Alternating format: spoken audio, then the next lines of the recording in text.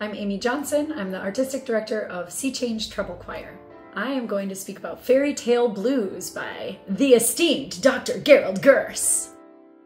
I love theater. I love storytelling through theater, and it blends those elements together with monologues and backup singing and doo-wops and all that sort of stuff that allows us to laugh a little bit, and then we think about it after.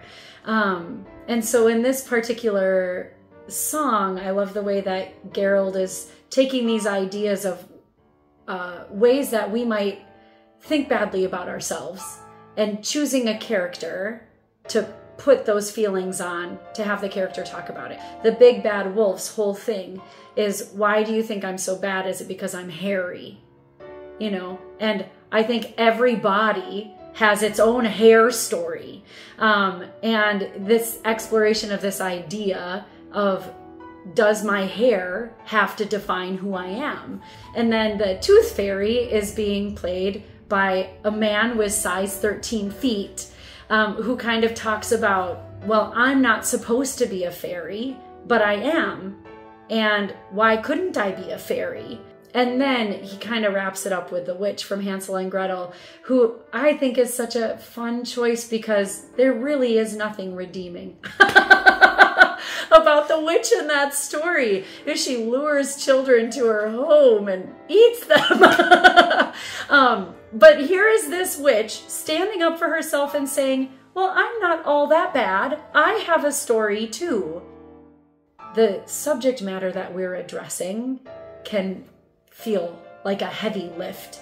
And the text of all of these pieces that we're working on is so important and really such incredible poetry. But when you just live in that place, it's hard to sometimes feel like, oh yeah, we can laugh about ourselves sometimes too.